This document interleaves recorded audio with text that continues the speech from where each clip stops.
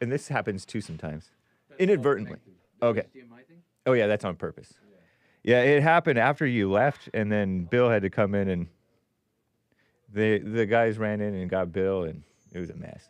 Anyway, oh, gosh, we're live, I think. Right? Are we live? Studio 8 output. This right here. Oh, okay. Wait. On and then back on. Off and then back on. Yeah, I saw you leave your studio chair to fix it for yourself. Fans. Turn off the fans. Okay, we're live, guys. This is, it's Wednesday, April 9th, AD 2025. And we're going to have a fun, as you can tell, loosey-goosey, the Hake Report show. I'm a little late in starting, so I'll have to add some time. But, yeah, Lord, AP, more like ridiculous P. Sorry, don't say that, kids. I didn't mean anything by that. Far left extremist AP and far left extremist so-called judges are being ridiculous. Ridiculous. Saying that it's a First Amendment situation. I don't know why I'm all up in arms about it. I don't need to be up in arms about it. Trump shut AP out of the Oval Office and Air Force One and other special things because far-left extremist globo homo AP doesn't want to push America onto the rest of the world, so they don't call the Gulf of America the Gulf of America. No, they call it the Gulf of Mexico, which Trump tried to rename as the Gulf of America. I don't know if they say tried to. But there's no respect for our greatest president, and this has been going on a long time. They hate whites, they hate men, they hate Christians. They think that they go along with the transgender agenda. So do most of the mainstream media, honestly. You know, calling them by the wrong pronouns. You know what I mean? Pronouns. They go along with the fake idea of racism. They push the feminist agenda. They're just off the deep end. They're not unbiased facts. Facts remain.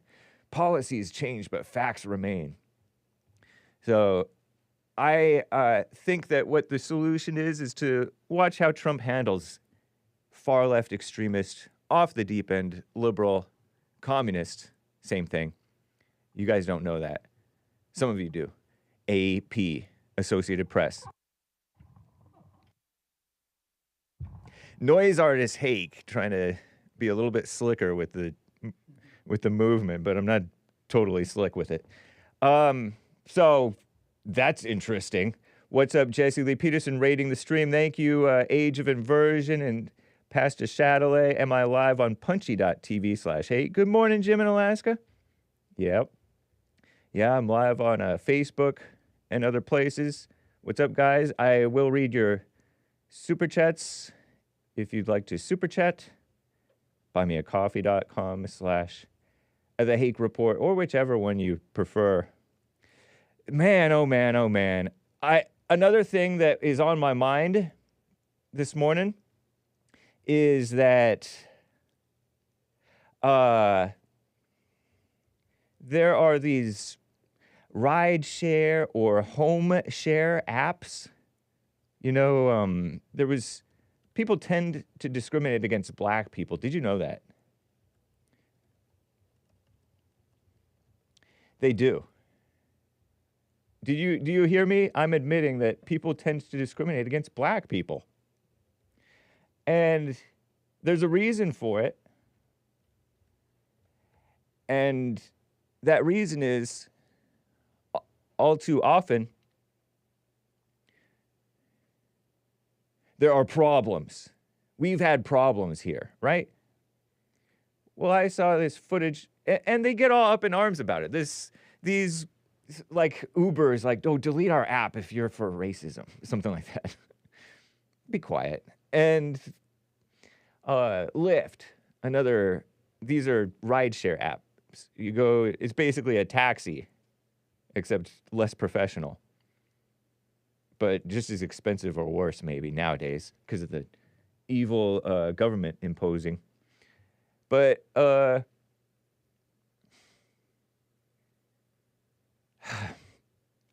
yeah, they pretend that, like, Airbnb.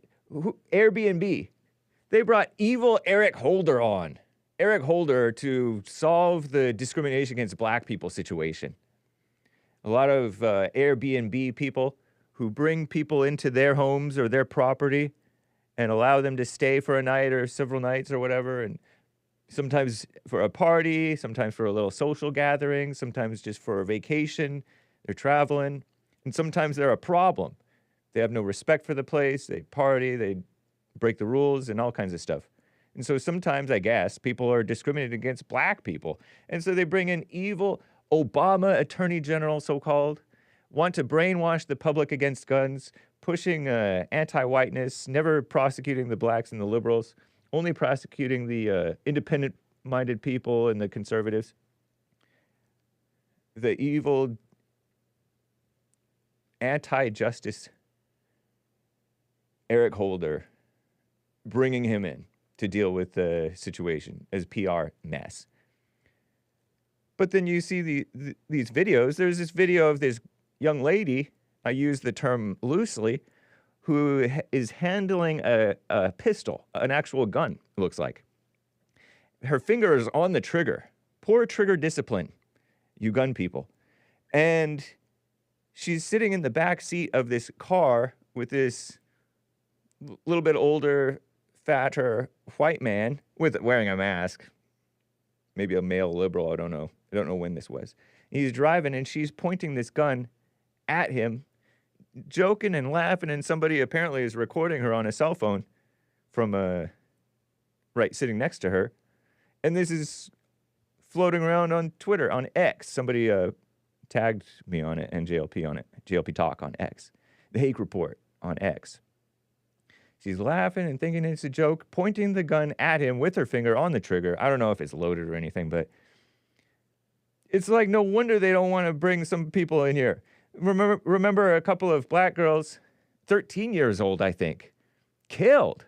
They tried to carjack this immigrant guy from somewhere in the Middle East in his 50s or 60s. Carjacked this guy, and he's like, they're kind of dragging him, and they crash the vehicle, flip the vehicle, and he's dead. In like DC area, I think, if I remember right. Well, they weren't even customers. They just tried to carjack him. I think he was a delivery, Uber Eats type of delivery driver. But these people are a problem, and there's no acknowledgement. They're looking at us like we're the problem for noticing. They think there's something wrong with us for seeing something wrong with them. Uber wears masks because the passengers stink. So, what a mess. Uber / whatever, anti-discrimination.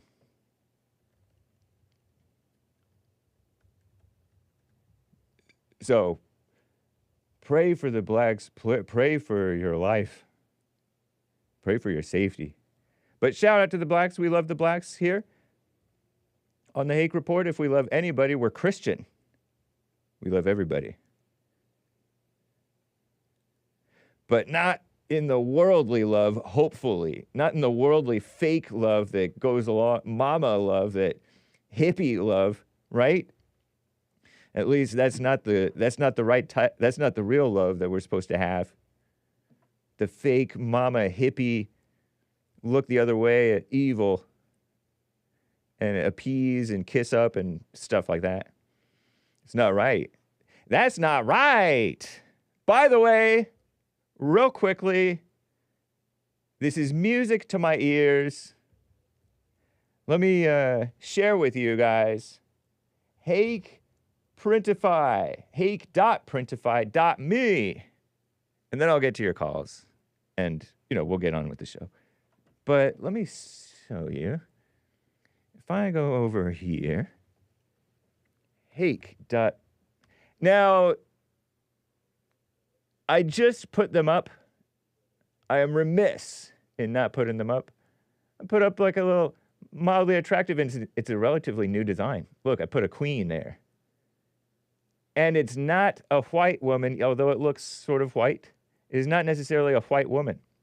Mildly attractive, I think it's a nicer design, actually. An older design that I made, the second design, is also up there with no girl, and it has the Hake report. It's not as centered, though. I think this is kind of cool, huh? Looks, I don't know, it looks kind of nice. I ordered me one. So, Comfort Colors 1717. It's a nice, it's a fits true to size, or maybe a little bit snug. So, whatever.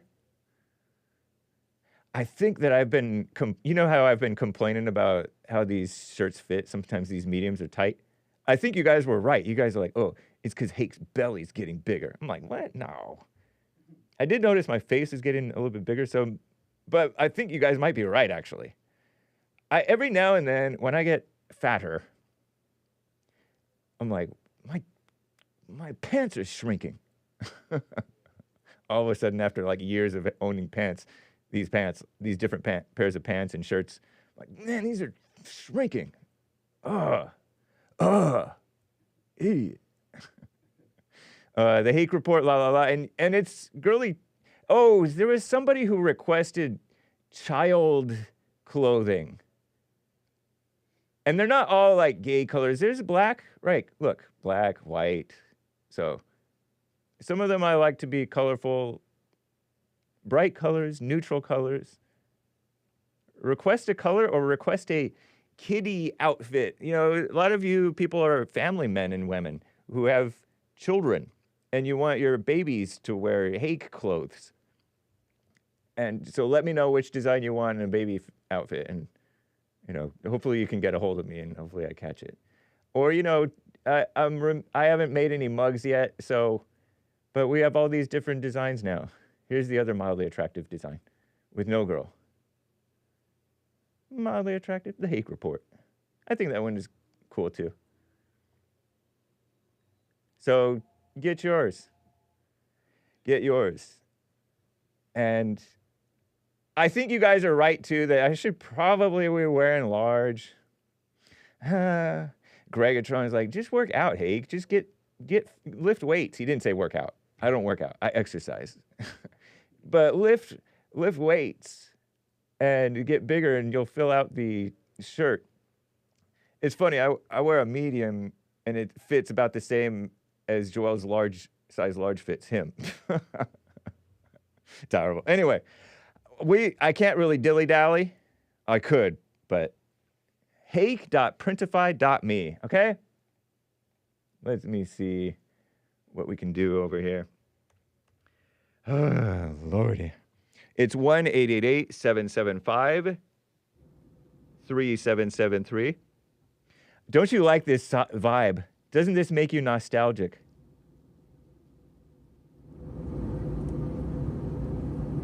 Do you hear that? Can you hear it? That is the sound reminiscent of the anchor baby flying a plane. One day, by and by, he may return again. And this is the Hake report, not the HACF report. Ladies and gentlemen, in preparation for our landing, please adjust your seat back to their full upright locked position. Hake, anchor, is that Sion? Is that Sion? What a mess. Anchor baby, I think he does intend to return to the air, to the friendly skies one day, by and by.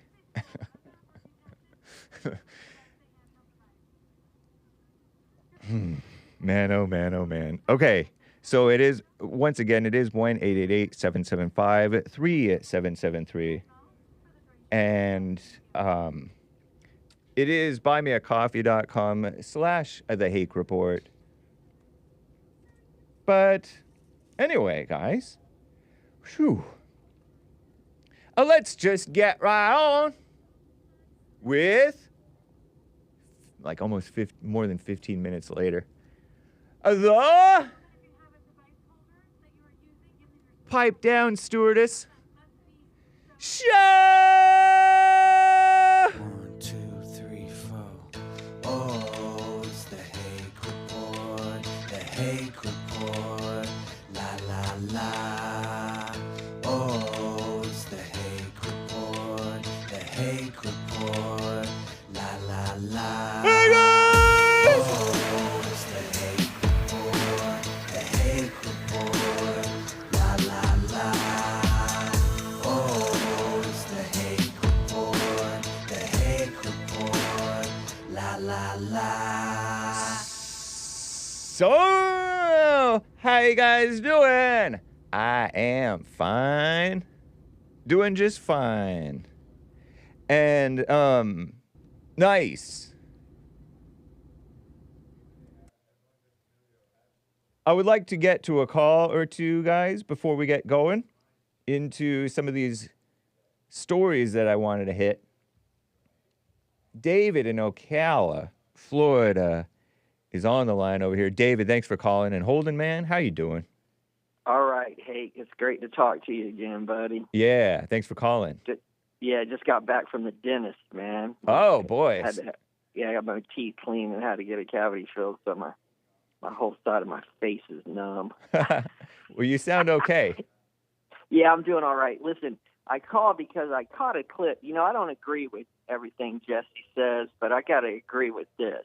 I saw this video, this little short that came up on my computer the other day, and I watched it. He was interviewing this black guy, and he told him, you know, the whites are just sick of the blacks, right? And I thought, yeah, we are. We had enough, dude. We had enough of them. Yeah. That stabbing, that kid getting stabbed in San Francisco, that twin. In Frisco, Texas. Oh, Frisco, Texas. Yep. Oh, I'm sorry. Thanks for correcting me. Yeah. Anyway, that's about it, man. I'm done with them young black kids. Right. What they're trying to do is turn people like me racist, man. Just make me full blown racist. Right, and you're not even and you're like a young friendly boomer who loves everybody. You're a Christian man. Well, I grew up around them and stuff, and I Yeah. had a lot of black friends, man. But I had a few of them that I ran into that, just like that kid that stabbed that dude, wanted to start something, fight you for absolutely no reason. Yeah. Okay, except for you're white. Well, what they're gonna try to do is to you know what evil people do is try to make you mad. They try to bring the worst out of you. Don't fall. Yeah. That's why Jesse's message is so important. I think you probably agree with him on dropping that anger so that you don't respond wrong when the world, which includes the blacks, the angry blacks, Right. needle you and try to get the worst out of you, or women, or whatever. Well, the news media is doing. I mean, this is rampant, Yeah, man. I mean, totally. you got some black people up in Michigan that left their kids in a house for like 4 years and would just come by and drop off food to them every once in a while. Or neighbors would do it. Yeah, I remember that Yeah. story. It's And crazy. then some black lady handcuffed her kids to their beds and stuff and would just leave them and stuff for her boyfriend and go out while her kids are starving to death. Yeah. You know? And the state of their bathroom was just disgusting. Oh my gosh, they had like number 2 everywhere. The toilet was not functional; it was overflowed. The bathtub was just awful. So those kids didn't even, and they're like 15, 13, something like that, when the police found them, and that's old enough to know how to take care of stuff yourself if you were raised right, but apparently not. Right. So, what a Well, mess. here's the other thing, man. They've had this crutch. They've had that "we were slaves" crutch Yeah, ever since I was a kid. yeah, And that's what people are sick of. Because listen, you don't hear the Jews, who 6 million of them got slaughtered by Hitler, right. crying, "We 6 million of us got slaughtered." No, you know? you never You hear know- them crying about that. No. Yeah. No, they don't even want to talk about it. They're like a That's guy right. that was in Vietnam that comes back that doesn't want to talk about Nam. You know what I'm saying? Yeah. So, There but are some liberals who will like try to bring it up and like use it against people, but it doesn't stop them from functioning in the world. They still no, they still because function. they're greedy. You know, they want to make. They're either lawyers or doctors. Shout out. From the get-go. You know, their parents want them to be a lawyer or a doctor. But I was wondering, you know, because like, and then the news media does this to try to poke at us, like when they put that Crockett girl on with her little video footage of her saying how she went in and told this guy that he should hire her because she's black. Yeah. That stuff's intentional, dude. They're just trying to get people like me to lose my mind. Right. And so don't fall for it. You know? Oh, no, I'm not. You remember Obama? That's That was the impression I had of Obama. Like he was trolling us in the sense of trying to make us angry. You know how they say that Trump is a troll or JLP is a troll, but JLP and Trump, they don't troll you to make you angry. They point out like an obvious truth and it makes people angry, but they're not trying to make anybody angry. They're just trying to wake people up. And it wakes people up or it awakens it either awakens the spirit of God in people or it awakens the spirit of the devil in people. Well, it's like when Obama would say, who was that kid that got killed Trayvon. here in Florida? Huh? Trayvon Martin. Yeah, Trayvon. He reminds me of one of my kids. Right. If I had a son, he would look like Trayvon. Yep. All of this about implying that it had something to do with what Trayvon looked like. Trying to hint that it had something to do with what Trayvon looked like. And what he looked like was looked suspicious. A thug. Yeah. A thug. There are blacks who don't look like that, and then there are blacks who look like that, and some blacks who look like that, that's just their style. They don't necessarily, I mean, they might commit a little bit of crimes here and there, but they're not trying to do trouble. But that guy was looking for trouble.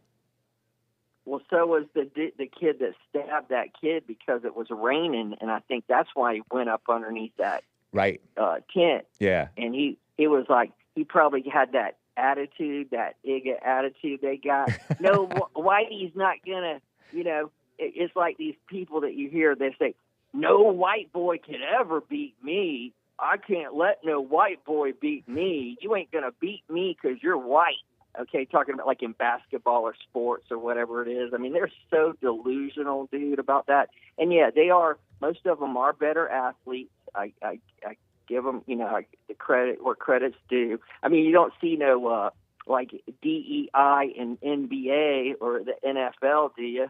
You know, anymore, right? It's the best man gets the job. Right. So what, you know, here's the thing. There's no way that them being 13% of the population that they built this country to, that's another lie that they've been spewing for so long. Yeah. But I wanted to ask you about this because I thought about this and I was wondering, why are there certain ones of these black young people that are just crazy, besides not having their dad in their house and everything like that? And now this is going to go off the fringe, man. But I was sitting there thinking one day and I thought, you know what? I wonder if they were, if somehow they're sort of inbred, because back in the slave days, they were, you know, having sex with their sisters. Oh. And you think about it. You think that affects their behavior today? Maybe, man, because, you know, think about it. No, but is that why you're bringing it up? Because they don't necessarily. I'm thinking maybe that is generational down the line, that there's certain one of them that, you know, they're just born with, you know, messed up. With like a screw loose coming out the womb. Yeah. Well, when you live in sin and you're encouraged and encourage one another to live in sin the way that the black so-called culture does, or ghetto culture, if you prefer. Right. There is no bottom to what you're doing, and so you'd be surprised the obvious stuff that you're blind to. It's like this frustrated kid because he's frustrated, he can't see that 3 apples minus 1 apple is 2 apples. He thinks it's 4. on, I don't know if you caught Punchy TV the other day, but there was this black kid who was just frustrated because his sister or his mother is just shouting at him, being impatient with him, and he's holding his head, and she's like, "You have 3 apples, and I take away 1 apple." And so there's 2 apples right in front of him. And so how many apples do you have? He's like, 4. And I don't know if this is like a real story or a real incident or a skit, but they're faking half that stuff. Yeah. Go ahead. You're right. But the point is, it's pretty obvious. Yeah, the point is, like, there's stuff that's obvious to others that's not obvious to you, the person who's lost in your mess. Right. Because, dude, they got stages, studios set up that look like a classroom. Yeah. And watches and look like you're in an airplane, okay? Right. And they're going up, they're doing all kinds of racial stuff, walking up to people and telling some black person, some white guy said, "Get up and get out of my seat." You know what I'm saying? Stuff like that. I mean, just trying to get people pissed off. And you know it's fake because they're mediocre actors, okay? You can tell that they're like D actors. I mean, they're just so bad at the acting. That's a good point. So, so I'm like, so why are they doing that? Are they making money off of people watching those videos? Is why they go and set these little things up and put them on YouTube? Or sometimes it's money, and sometimes it's just enough for it to go viral for your little ego excitement to be rewarded enough to try to do that. People are so people get an ego thrill out of getting a lot of likes on something that they post. They get a lot of attention. You remember Mark, our friend Mark? He got a thrill. Yeah, where is Mark? Oh, he's still in LA, I believe. I think he sometimes still calls. But and I haven't been able to get to him sometimes, but I do I'll talk to him again, I'm sure. But anyway, like, he said that he loved it when black people overreacted to stuff that he said. And so that is an evil, like, human nature thing. Yeah, that's not. Yeah, I mean, I wouldn't do that just to rile somebody up. Right. To where, I mean, that's just like pouring gas on the fire. Right. You want to express yourself in a right way, present what's the situation is as you see it, but it's not to get a reaction. But some people live on getting a reaction. Yeah, I don't like those kind of people, man, because what they do is, I've realized, man, that this is what I realized. I had an anxiety attack the other night, man, and I realized that what's happening is people make my anxiety go up and out, and then I want to lash out at them because I'm upset that they're making my anxiety go up. Oh, yeah. And it took me all the way until I'm 59 years old to figure out why I would just lose it on somebody because they were really, what they were doing is making my anxiety go up, and that's why I wanted to just punch them in the face. Yeah. You know? So, but hey, listen, I know you got to go. Let me tell you this quick little deal that happened to me the other day because I still got it. I've been doing this since I was a kid. Okay. I'm at my wife's work, and she's got a employee there that reminds me. Have you ever seen that movie, American Psycho? Yeah. I did. Well, okay, well, the girl that's in it that he goes to take to the restaurant, and he invites her over to the house. He's going to kill her, but he doesn't kill her. Anyway, this girl at the office looks like her. So, I was telling, anyway, so this is about the 5th time I met this girl. So anyway, I'm talking to her. My wife is in her office with the door open so she can listen to this. And I don't know why I do this, okay? I look at this girl, and I go, well, at least you don't got a tattoo, okay? Okay. Whatever the conversation was going on about, I go, at least you don't got a tattoo, like a skull tattoo. And dude, it turns out my wife comes home actually she tells me like a couple of days later, she goes, oh, by the way, Cindy's got a tattoo and it's a skull. The very woman that you were talking to? Yes. Oh, my gosh. Yes, I know, man. And I'm like, oh, my God. And I called my mom up, and I told my mom about it. And I said, yeah, I still got it, because I've been doing that since I was a little kid. That's funny, and I don't know why, dude. I mean, what in the world made me say that to this girl? And if you saw her, it was on her shoulder, okay? So it was covered up. Yeah. You you would never think this girl had a tattoo, especially of a skull. Wow. I know. It's crazy. Interesting, man. All right, listen, man. Have a good day. Okay, and thanks for taking my call. Oh, have you heard from William lately, man? Yeah, Word yeah. about him. He calls in every so often, man. Yeah. Okay. And I like to say hello to Chris and Terry before I go. Thanks for being cool in the chat with. Thank you, David. Take care. All right, take care, man. Y'all have a good day. Bye. Let me read a few Rumble rants real quick before I get to, back to the calls, because I want to be able to keep track of these. Age of Inversion says Jews put the blacks to shame when it comes to crying about past grievances. They invented it. They've created multi-billion-dollar industry out of it. David and Ocala, get it together, you boomer, he says. He put that, did he put it a bunch of times, or am I just tripping? It looks like he did it 5 times, but maybe it's not. Let me just double check.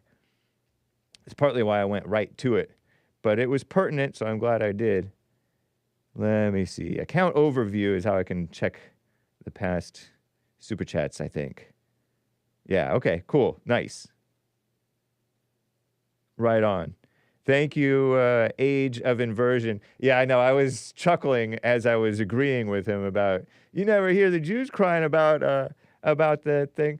But hey, at least they're enterprising with it. I mean, some blacks are kind of enterprising with it too. But shout out. I shake my head. Good morning, Nicole and Jim in Alaska. I am live on punchy.tv/Hake. Good to see you, Kilo Alpha Tango and Potleaf over on wherever. D Live. Real fast. Jeff in Louisiana is on the line over here. Jeff, what's up? How you doing? Pretty good, man. How about yourself today? Doing fine, thank you. Man, I know yesterday I talked about the terrorists and stuff. Yes. But, and like I said in the call yesterday, you know, Trump controls the world economy because when he did the stock market or did the terrorist market for world start crashing. Okay. Now, this is the reason I love Trump as president. Last night they had a fundraiser at the National Republican Congressional Committee, and Trump got on stage. Forgive the word I'm going to say. I mean, it's not bad, but the first thing he said was, all y'all complain about these terrorists and all this stuff. Y'all complain. He said, since I've done this, every country's called kiss my ass, begging for us to tell them a deal. Sorry, kids. Okay, interesting. You know what? I mean, I like that he's doubling down on it. He's not the type to double down on something out of pure blind stubbornness. You can call him stubborn, but it's out of he sees what's right to do and he does it. Or he's not going to just listen to you and agree with you if it doesn't make sense to him to agree with you for whatever reason. Man, that's why I like him as president, though, because he's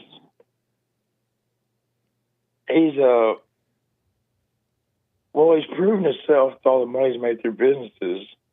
You know, how he's built his business and everything else, but he's just the point is he's authoritative in every move he makes. Authoritative. Yeah. Authoritative or whatever. Yeah, he does it with authority. That's true, man. That's just respectable. For once, remember, pardon me, but it reminds me of Obama going to these other countries and bowing down to like every leader and doing an apology tour.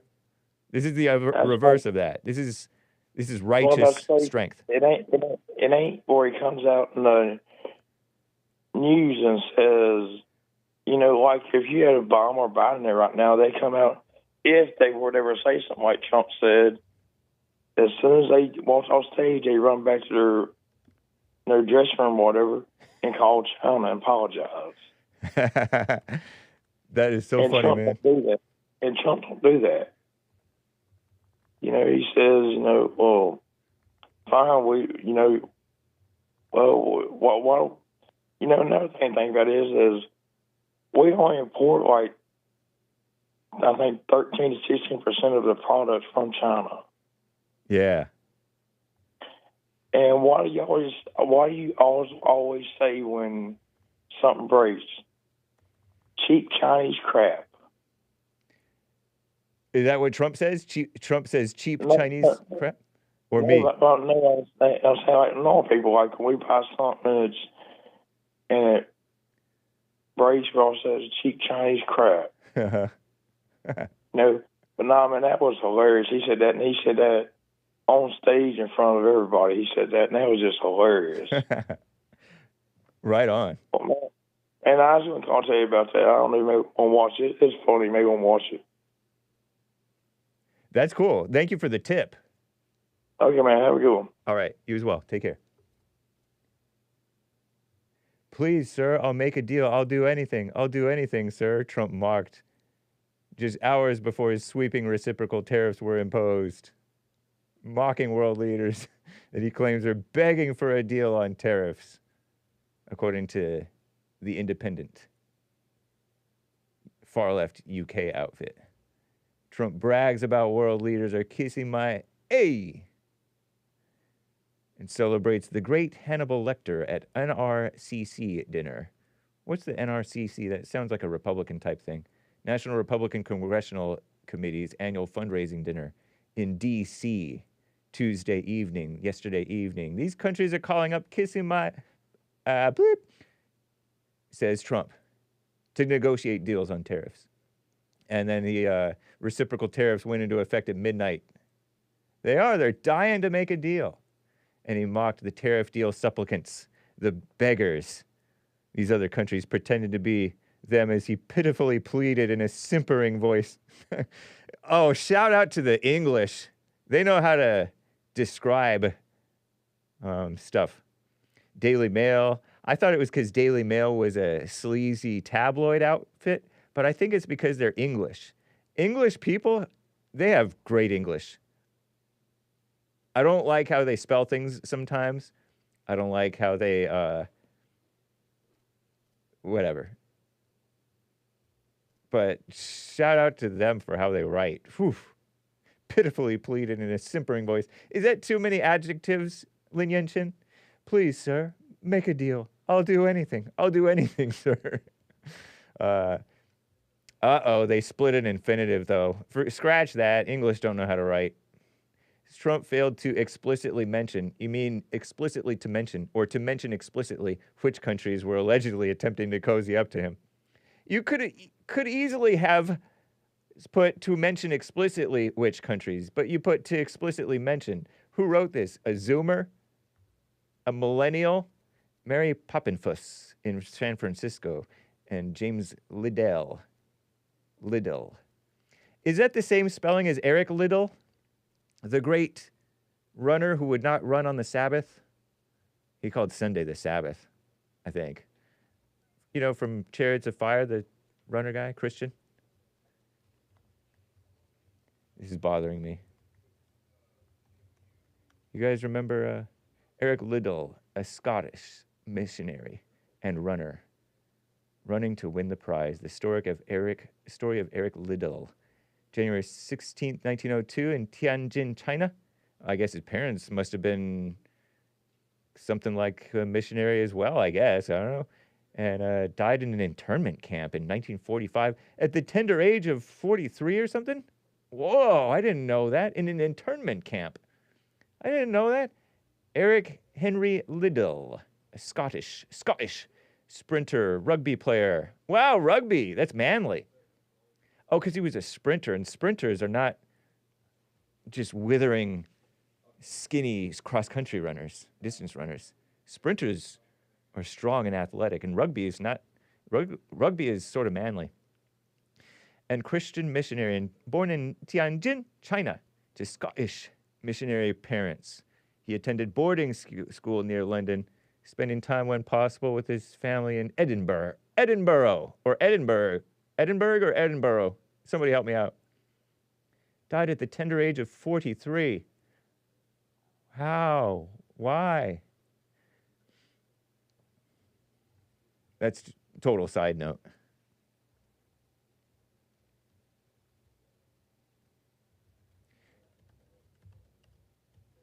Eric Liddell. Nice. But yeah, that's no relation probably to James Liddell, who wrote this slop. Sorry. I was hoping for this video to load, but it doesn't want to load.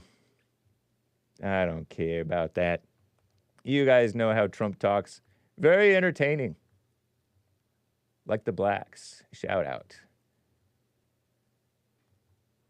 If you mosey on over to the Hake Report, you can see some of the things I wanted to touch on.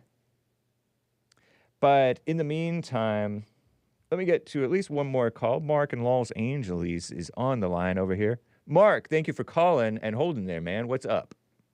Yeah, long time no talk to. Hey. Yeah, I wanted to say a couple things. First of all, I don't know. I haven't been listening to the show every day, but I don't think you've covered the Metcalf murder. Right. I've talked only briefly about it with callers. And did you see where his fellow savages are sending him money? Yeah. He got $250,000 from the white haters. Of course. Those people that sent him money are white haters. Yeah. So that's the one thing I wanted to bring up. And then another stat from the FBI. The black race, more than Asian, Hispanic, and white combined, Wow. commit more murders. Yeah, commit more murders. Black people commit more murders than Hispanic, Asian, and whites combined. And this is an FBI stat I got off of one of your competitors. Yeah, I believe it. Oh, yeah. And I've been reading your comments. A lot of people have mentioned me, a lot of good people. There's some scumbags, too. Of course. But, one thing I'd recommend for your show, when you got tape or video of black on white crime, repeat it, and repeat it. Let the public know just what kind of savages are in our society that we have to deal with. I think the whole world needs to see that over and over again. I mean, the stabbing of that kid in Texas proves who the real savages amongst us are and who the real white haters and racists are. They've destroyed that word, racist. Yeah. Racist just means a proud white man who wants to preserve his race. And these people are distorting it, and basically they're out to kill us. What do you think it would be like if they were the majority in this country? It would be just Can like you South imagine Africa. that? It would be poorly run, even worse run. It's already somewhat poorly run. And it would be open, well, it's already open antagonism and aggression towards whites. But it would be like South Africa. What we hear about South Africa. Well, I hear that President Trump is going to allow the farmers to emigrate over here. I heard something like that too. Yeah, that's basically to save their lives from Satan's children in South Africa. But of course, they're here too. Right. But we're a lot safer. Scott Adams hit it so much out of the ballpark when he talked about just stay away from them. Yeah. If you have to move out to the country, do it, but just stay away. By the way, did your friend in Arizona get his own podcast I saw? I don't know. So I don't want to talk about that, honestly. I don't want to even promote it, because even talking about it promotes it. Yeah, I know. Okay, I won't. That's a good point. Yeah. Let me think. There was something else. Oh, just for the audience to know. Yeah. I have tried to call you a couple times this year. Right. But I saw that. But I didn't get picked up. Right. It was when you had Kentucky John one day and then Mays. Yeah. Yes, there were some times that I got, you know me, I get carried away talking to these blacks. Well, I know, but Mays has got an IQ of about 3. There's not much there, For some reason, I enjoy talking with her. Well, I know, but it cuts out other people. True. But that's okay because it's your show. I'm just saying I don't think the audience appreciates her or the other guy. Of course, Kentucky John, he's a white hater. Yeah. At least he's open about it. True. Unlike, many of the others. Yeah. So anyway, how do you like Trump? I Would really you call love. him the white man's president? Yes, I would. I know that a lot of the whites don't like that he supports Israel and different things that he's doing, but I really admire him. I think he's he thinks differently, even more differently from how I think. People say, oh, Hake thinks a little bit differently from normal people. Well, Trump is I even don't more of think a so. different thinker, a different thinker in a good way. Well, my criticism of you would be you don't hit them hard enough. Yeah. You know, I know that you got your station and all that stuff, but you just don't hit them hard enough. There's another competitor of yours whose name I won't mention, and I'm sure you know who he is. He's really a hard blaster. I mean, he doesn't use the N-word, but he exposes them for their evil. Right. I won't say his name, but he talked about it in Chicago at the White Sox games. These Negroes are dressing up as parking attendants and robbing people going to the ball game. And the cops can't catch them because they're on electric bikes. And when the cops come, they go against traffic and go in the opposite direction. That's total important. Evil, That is, that stuff is important to cover, actually. And I have been remiss in getting to that, in my failure of my duty to get to some of that stuff, because those are good warnings about going out. When you go out, it's not safe sometimes. So No, it's a not. fair point. And You're raising a fair issue. Sure, I live in a predominantly white area, but, they stroll through here, too. Right, And, I know. They commit crimes here, too. Even if your neighborhood's white, Yep. you got to worry about these invaders coming from from the ghetto to try to rob you. Very So, true. you're not safe really anywhere. I bring up my catalytic converter all the time, and I don't know who did it actually, but it's definitely somebody stole my catalytic converter a year and a half ago, or a little bit less. And does your insurance cover it? It did, but not entirely, because I replaced it. But if I just replace it, it's going to get stolen again. It happened to one of my friends. His got stolen like 3 times. But doesn't it make your car real loud when you don't have one? Well, in my friend's case, it made it real loud. In my case, I couldn't even start my car. It wouldn't even start or run. Like, it killed the battery. And I had to pay for my own battery replacement because the insurance didn't cover that. And then I had to buy a custom-built cage for it. So the blacks are costing people a lot. Maybe they owe us reparations, honestly. Oh, at absolutely. least the criminals. The criminals should be put to work for us. Shout out. When you consider all the welfare they've received, all the benefits they've received all from the this crime country, they commit, the crime, they owe us, and they know it.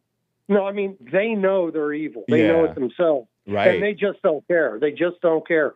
They think that they have a right to hate us and destroy our country. That's what anger does to you, man. That's what they're doing. It blinds people, and they're steeped in it. It's terrible. And on the white side, it's pure fear that keeps us from winning. Yeah. And hopefully Trump will say stop that and reverse it.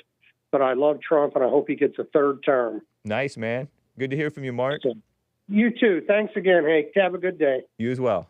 Bye. Bye. Okay, let me get to a few super chats, everybody.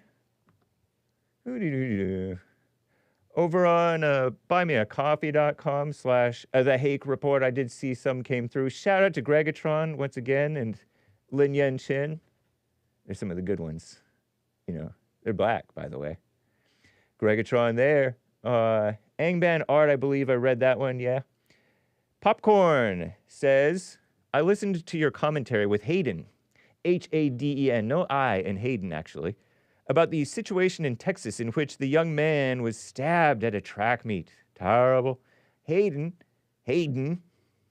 suggested the father had white guilt, which was why he expressed forgiveness instead of coming and denouncing, I guess. Black on white incidents? ?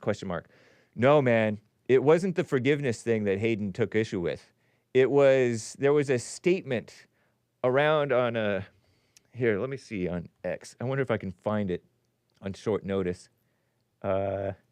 Metcalf, white guilt. See, zoom in a bit. Did I spell it right? Lord, can I even spell? Calf, white guilt. Let's see. Yeah. Okay, so this might help, but I think choice that's going to affect. It's very unfortunate that this other child decided to make a bad choice that's going to affect him for the rest of his life. Yeah. I have compassion for every human being. This is not, I want to make this very clear. This is not a race issue. This is not a black and white issue. I don't want someone stepping up on a soapbox trying to politicize this. I don't appreciate some of the remarks I've seen online that people say there was this fight and they don't know, they weren't there. It's very unfortunate. Yeah, people are trying to claim that there was a fight, that the guy was defending himself and that they were trying to jump him, and they don't know that. But also here's another one. Start because I've already heard some rumors and some gossip. Hold on. I want to. People do rumor and gossip. He is right about this, but somebody calls it a plague of white guilt. Here, this is Jeff Metcalf, the father of the allegedly murdered son, on Fox News. Faux News. Shout out. Clarify something right off the start because I've already heard some rumors and some gossip.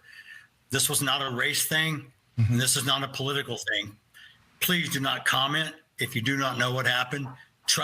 Do not turn this into a racial thing. It was not. Do not politicize this. It's not. This is a human being thing. This person made a bad choice, and it affected both his family and my family forever. Okay, so by him saying this is not a race thing, don't politicize this, blah, blah, blah, he's saying don't point out that it's a black anger, what Jesse said. It seems to be what he means. I wonder if JLP were to talk to Jeff Metcalf, the father of this allegedly murdered young man, Austin Metcalf. Am I spelling it wrong? 2 F's in, no, 1 F. He just spelled it with 2 F's in his IG. Austin with 2 N's, Metcalf with 2 F's, with an underscore in between, I guess, was the late young man's IG. Okay, but what Austin, and he looks like, a Gen X boomer type of guy. And who knows, maybe he's like kind of scared for his life if he were to agree with that or whatever. Just trying to downplay the race thing. Whereas blacks, they just shamelessly push the race thing when it clearly has nothing to do with it. And there is no indication, of course, that he said, "Oh, white boy." Psh. He didn't say anything like that. Whereas sometimes people will be like, "N-word, blam." Blacks and whites will sometimes say stuff like that, right? But we all know that blacks are raised to hate whites and to assume racism when there's a conflict and stuff like that. You see it all the time. You see it first person. If you've ever seen a black go off out of order, and other blacks around them kind of know that they're out of order if there are any blacks around, or if there are no blacks around, they're like, "I'm the only black here. It must be because of racism." Terrible. But he doesn't want to acknowledge that, so people are calling that white guilt. It's not simply because he forgave, quote unquote forgave. And, it's nice that he's saying he forgives him, but it could just be words, because he knows that he's supposed to. But anyway, okay, so back to Popcorn's Thump Keg. It's obvious that Hayden, man, you keep on spelling it with an I. It's Haden, not to dox. I don't even know if that's his real name, by the way. Doesn't subscribe to Jesse's message of forgiveness. So claims Popcorn. And I don't know if that's true, Popcorn, but who knows? I don't know if Hayden gets the depths of what Jesse's message of forgiveness is. But I was surprised on your stance. You said the boy's dad didn't really forgive because he doesn't know what it means. Where did you get that from? I got that from, he's like getting all frustrated, and I get maybe I'm wrong for saying it. Okay, I'll acknowledge I'm wrong for saying, "Oh, it wasn't real."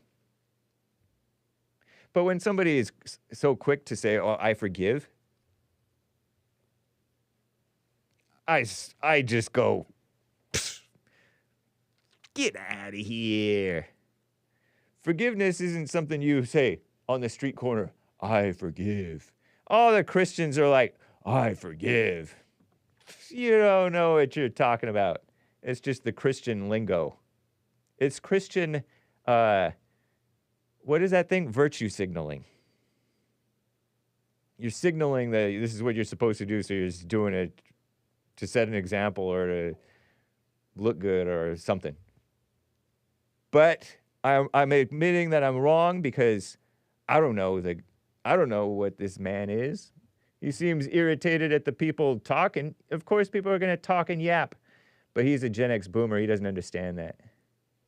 This stuff goes viral, and you can't control what people say about your situation or your son's situation. Rest in peace.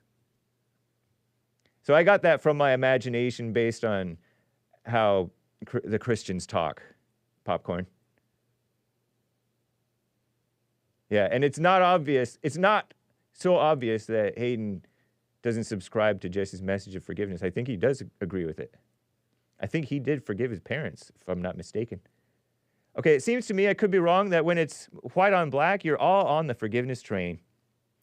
You even said slaves who were treated badly should have forgiven their masters. Yes. But when it's black on white, you begrudgingly go, I guess, and add caveats, says Popcorn. Yeah, because you know, just as Mark knows, that there's this false forgiveness of white guilt. This false guilt where whites kiss up to blacks and blacks lord it over whites. So it's not real forgiveness. That's why I'm putting these caveats. So you can't have it both ways. Oh yeah, watch me, Popcorn. Spreading a message of forgiveness, but when there's a black on white incident, grumble about the forgiveness of the father. You're right, Popcorn, you're right. Even Jesse, who can't say there was no justification, for Emmett Till being killed, can comfortably go, there was no justification for this boy being stabbed, with no facts in either case. Well, first of all, there are facts in both cases. But that's funny. That's funny that you're bringing that up. Emmett Till was so long ago. Jesse doesn't remember the situation. You're trying to drudge up something that you can't forgive, and it doesn't even have anything to do with you. So it's funny because man's forgiveness. I love this topic, Popcorn. I know everybody hates your coffees, but I don't. I love them. Man's quote-unquote forgiveness is totally different from God's forgiveness in a basic, obvious, even an intellectual mind can understand, I bet you. God actually has something against you. You don't have anything against anybody. Or like Jesus put it, Jesus Christ, in the Bible, your master forgave you much, but you won't even forgive your fellow servant, little, tiny, pittance. Nice. And we don't even have a right to hold anything against anybody. God has a right to hold stuff against us. So it's totally different. Isn't it? Nice, huh? I'm glad your catalytic converter got stole, Hake. Says the Pharaoh who doesn't even need a catalytic converter, and he knows that those blacks or maybe Hispanics or maybe Asians or maybe even whites or whoever else there may be in the world don't need my catalytic converter. They're just trying to get money. Take money, like the rap song.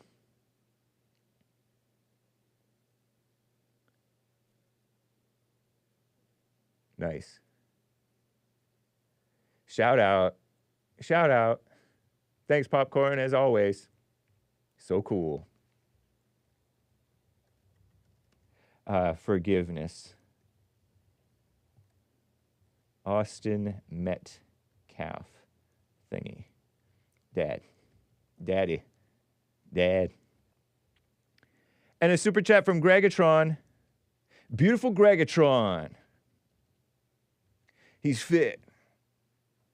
He's like as big as Bruce Lee. Greggatron. I used to be pretty cut as a high school, early college. And my friends are like, do you have wings like Bruce Lee? I'm like, what's wings? He's like, do this. So I did this. And they're like, I don't see anything. Terrible.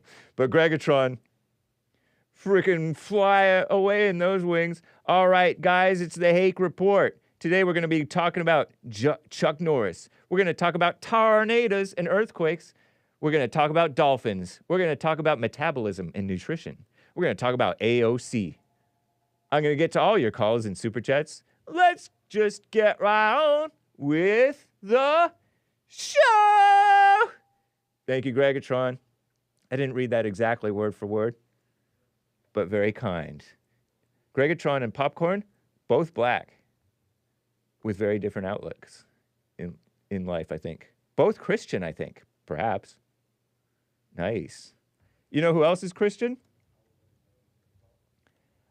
Your friend and mine, The Graduate. The Return of Mark. Very nice. What an evil idiot. Whoa, don't say that, kids. He's so obsessed with Joe. I love what happened to you on that New Year's when I got the catalytic converter stolen. All my black friends are happy that my catalytic converter got stolen because I'm talking crap about blacks. Don't talk about blacks, kids. They're going to celebrate when evil befalls you. And I love that you have such stinky insurance. No, I have great insurance, actually. Had to pay so much money. It was just a drop in the bucket. I can get it back. I can get it back. Raphael. So I guess my super chats do help. Yes, they do. I wish it would have been CJ or Hayden. Hey, he spelled it right. There was a star of the story in Tejas. That's messed up, man. And Jaime doesn't have a job. How do you know, man? He doesn't need a job. He doesn't even know how to end a conversation like most of your weird callers. What do you mean? A bunch of awkward incels with 2 L's. Can't wait to hear your thoughts on my Jake interview. Don't let me down like you usually do. Why did you forgive your parents? I've made your day better by acknowledging you. So joy for you. Shout out Popcorn, Freddie Mays, Tony JC. Bye, James. Triple thumbs down emoji. Rainbow, God's promise never to flood the earth emoji. You deserve to be canceled with 1 L. Is it canceled or canceled? 1 L. I think English, the English put 2 L's in it. Yeah, English has a double L. Wow, and so he spelled canceled right. Right on, man. Thank y'all. Very kind, as always. And shout out to the blacks. I don't mean to look at this. Let me refresh this because maybe it'll fix. I don't mean to provoke you. I really don't. FYI. And I know better. I would never say that to a man of your size. Age of Inversion says, look up the DOJ's Community Relations Service. They go to the families of victims of anti-white crimes and basically threaten them and coach them on what to say to the media. That's what's going on. So alleges Age of Inversion.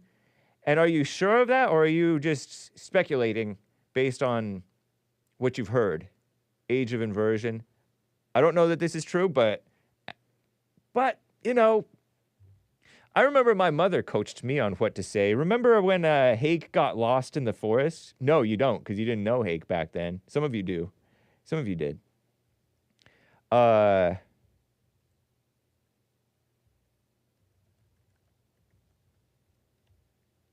Rumble rant. Wow, Community Relations Service, DOJ. Interesting tip, though, man. But my mother coached me on what to say because the media called me. Because Search and Rescue came and rescued me and a friend. So my buddy and I, we were running around in over above the Rose Bowl. Let me show you guys. Rose Bowl, California. Okay, maps. Come on. Yeah. Okay, so there's the Rose Bowl Stadium. You know the Rose Bowl? And so, along here, oops, North Arroyo, yeah. There's you can park, right? You can park around here. Let me turn it to, how do I change the view? How can I change the view? Oh yeah, layers. Terrain. Come on, terrain. Terrain, right? Satellite. Yeah, okay, so here's the Rose Bowl.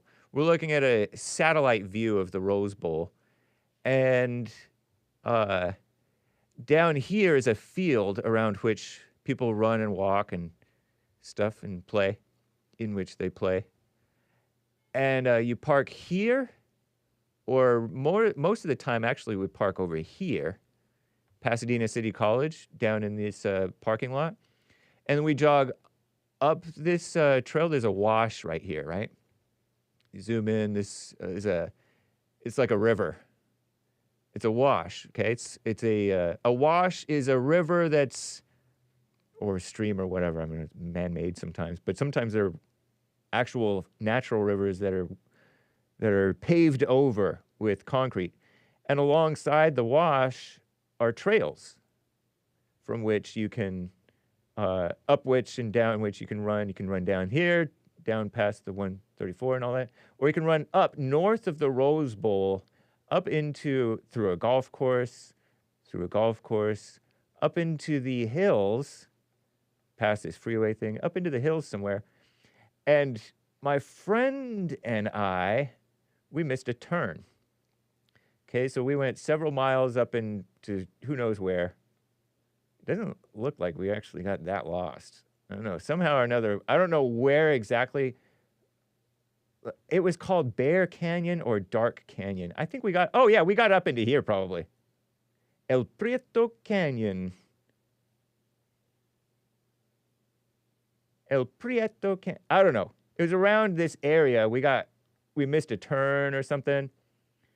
And it was September, October, in our running clothes, so a t-shirt and shorts.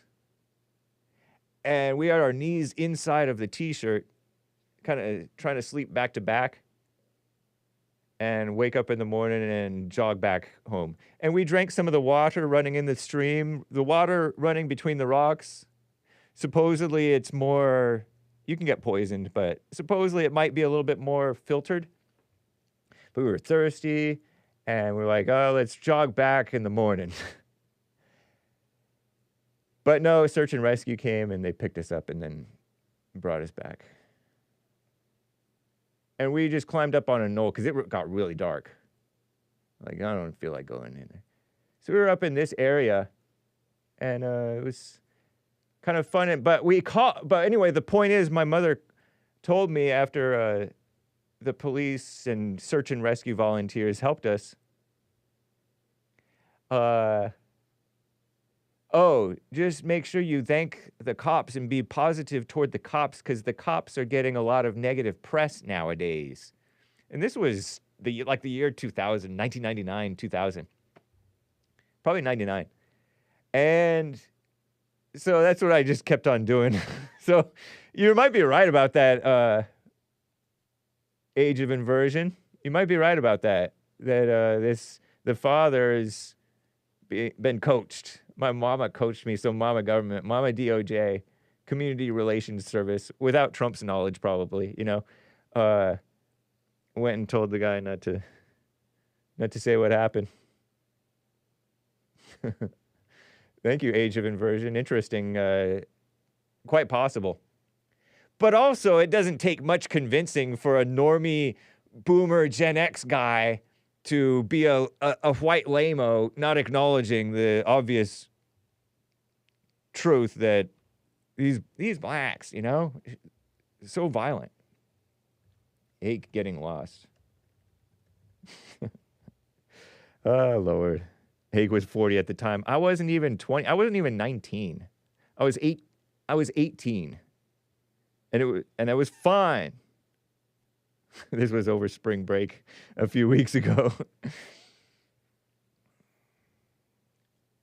Well, that was interesting. What's up, Tiger? Facebook crew. D Live, everybody. Whew. So, let's get back to some stories, shall we? Or to some stories in the first place, I guess. If you mosey on over to the HakeReport.com, they're saying you got to learn English. Learn English, otherwise you can die, says Commie Nonsense Network. They're not saying that exactly, explicitly, but they're saying when Mother Nature strikes, weather warnings, advise. They believe in Mama, but they don't believe in Father, God. And they don't even really believe in Mother Nature, right? Weather warnings advise people to take action. Only useful if you can read them. A contract between the National Weather Service and a translation company has lapsed. Extreme weather events alerts no longer offered in Spanish, Chinese, Vietnamese, French, Samoan. Could be a matter of death, say experts. Drama. Please. I don't care about your mess. There's plenty of other news outlets that they watch that they can find out for there's enough Samoans probably even in the world, in America, who look. Well, I don't know. I started to say, when has National Weather Service helped you? Because they're not pertinent in California. They would be. The National Weather Service warned Californians in English, to our English-speaking mayor and everybody, about the extreme fire danger because the winds are picking up, it's been dry, and we didn't prepare. So, English or not, it didn't matter. It didn't matter. Paused translations because the thing's lapsed. Interesting. So this doesn't necessarily have to do with Trump's thing. Oh, it might. Trump's administration is seeking to slash spending, including cuts on the National Oceanic and Atmospheric Administration that have led to high employee vacancy rates at National Weather Service offices. And they're showing all these pictures of these people.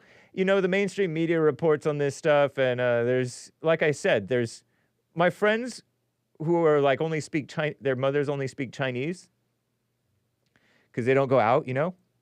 They're scared to drive. They freeze up while driving, and you yell at them, and they just look straight, and then you just can't help but just have to calm down.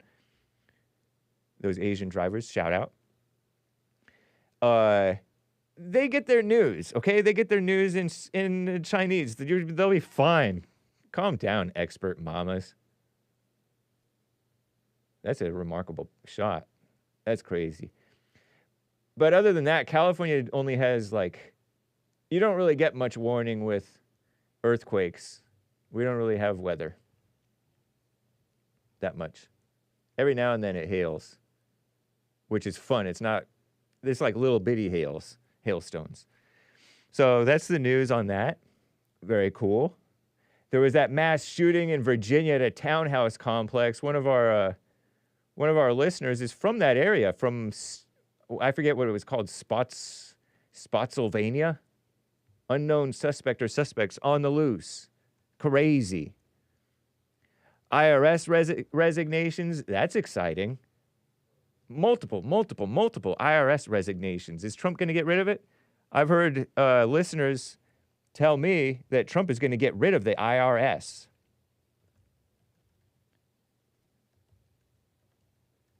Get rid of the IRS. I'd be okay with that. They're not even constitutional. I mean, they changed the Constitution, so I guess you can say, oh, they are constitutional because they amended it 100 years ago. Think about it. 100 years ago, people were evil and dumb. And now we're even more evil and dumber. Shout out. Or we're maybe just as evil, but off the deep end, out of the closet evil, which is probably more evil. College funds freezing up the college funds. This is a little bit crazy. People are getting carbon monoxide poisoning. Americans. You know, different people travel outside of the country, travel abroad, vacation or whatever. I've never done it. I mean, I've done it, but to normal countries like Canada with my family, beautiful Canada, or beautiful England, or beautiful Heidelberg, Germany, and checked out Eagle's Nest. But people are getting carbon monoxide poisoning and killed. Has no taste, no odor, nor color. Natural gas is the same way, but they add stink to it so that you smell it and you're like, uh-oh, gonna explode. Tied to recent deaths of several Americans traveling abroad. So there are precautions that you can take. Are they going to make me pay to read these precautions? What type of country is getting carbon monoxide poisoning stuff? Is it on purpose? I don't know. Cameron Greiser writes, carbon monoxide, often called the silent killer, prolonged inhalation that you don't really detect unless there's a carbon monoxide detector, I guess near the floor, right? Of the invisible gas has been tied to recent deaths of several, which means at least a few, American tourists traveling abroad. In March, 14-year-old Miller Gardner, son of former New York Yankees player Brett Gardner, died on a family vacation in Costa Rica at a beach resort. How? A month prior, 3 American women discovered dead in their Belize, wherever that is. Sounds nice, though. Hotel room. In both cases of carbon monoxide, they're saying. Many homes in the U.S. equipped with alarms. I know, but how many times does your carbon monoxide alarm ever need to go off? Probably never in your life. Am I right? Travelers may need to take extra precautions to limit their exposure on the road or out overseas or out of the country abroad. It's produced when natural gas is burned in appliances like boilers, pool heaters, gas stoves, fireplaces, dryers, and also in cars. Like if you run your car inside a closed garage, you can do yourself in that way. People commit suicide that way sometimes, right? Don't do that, kids. Or they die by suicide. The EPA says this: every carbon monoxide producing appliance is designed to take those toxic fuels, literally toxic, it's not liberal word, mama word toxic, out of the building, says Sharon McNabb, founder of the National Carbon Monoxide Awareness Foundation. Wow. Who knew there needed to be such a foundation? Pardon me, I need to drink a little water. Without regular maintenance, and then I will get to your calls and stuff. Venting systems can corrode or shift, creating leak pathways. Let me not react. Creating leak pathways, and so it's a big mess. Ghetto. Don't vacation in beautiful ghettos. When women lift, ghettos rise. So don't go to unmaintained resorts. Gas can travel into nearby rooms through drywall, doors, air ducts. Through the drywall? Or seeping in between. That is crazy. A buildup in the air can diminish your ability to absorb oxygen, serious or fatal tissue damage to the brain, heart, or muscles. 905 U.S. lodging guests were poisoned by carbon monoxide from 2005 to 2018 per a 2019 study, resulting in 22 deaths. So that's in America across more than a decade, 13 years, 22 people died, but 905 guests were poisoned, nearly 1,000 in like 13 years, roughly, I guess.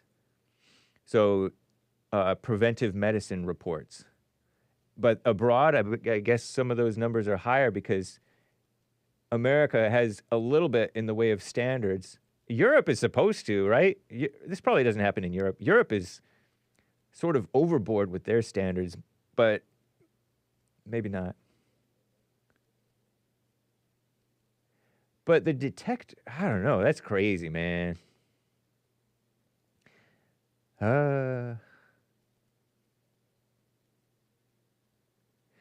You may want to stay away from rooms next to pools and pool heaters because typically the chemicals are kept in the mechanical room where the heater is stored. Chemicals can corrode the metal much quicker, creating leak paths.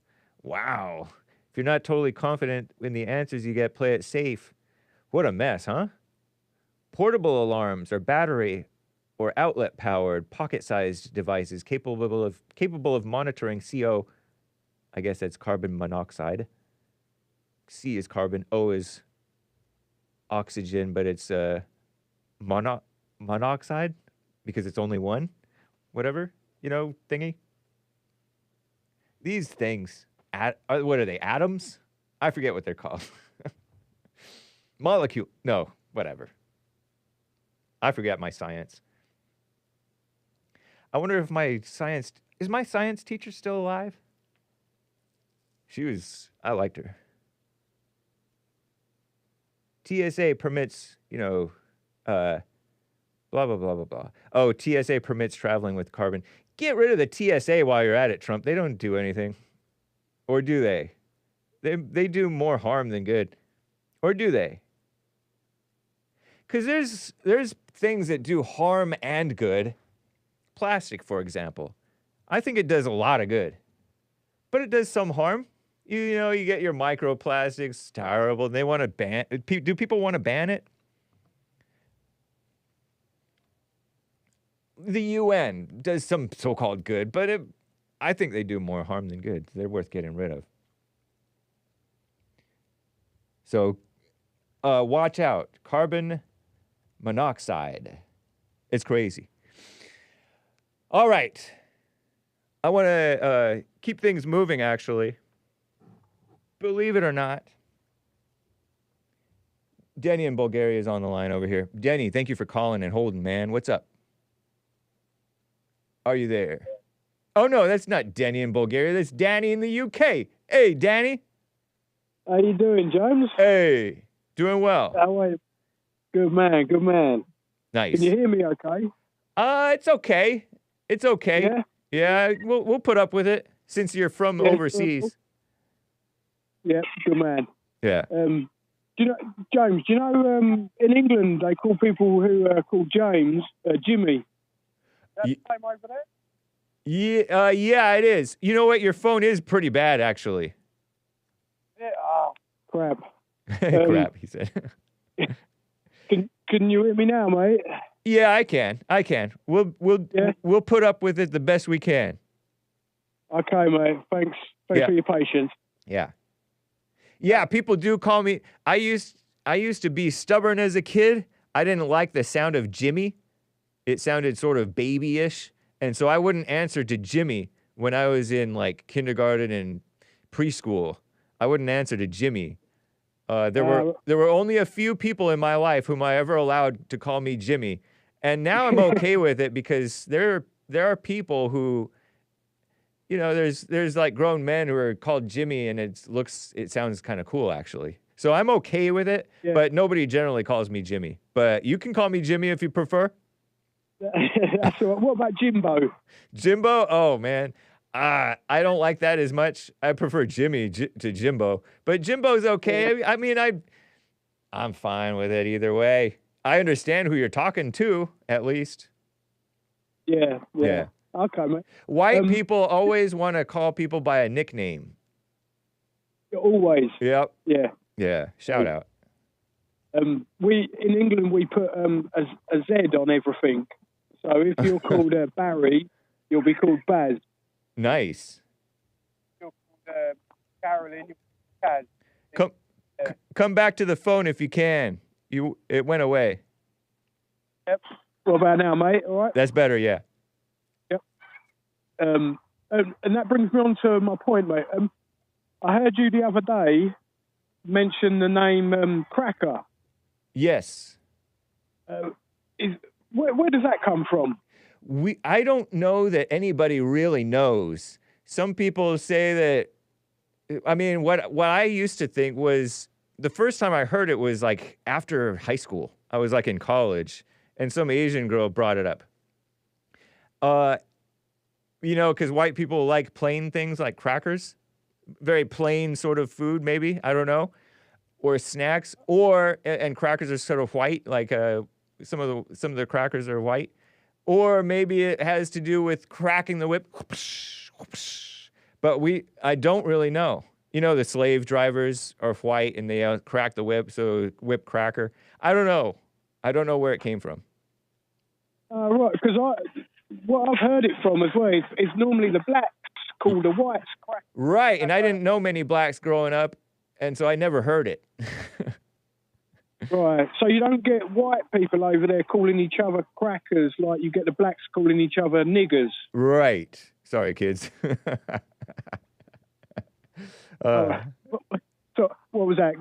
Can't you say crackers? Well, you no, you said the full blown N word, which it's not kosher. It's not kosher on some people's minds. Right. Yeah. Oh, sorry. You're fine. Sorry. Yeah. Right. Yes. So you don't hear that then over there. Whites calling each other crackers. Right. Yeah. Yeah. We don't say it. We're not owning that word.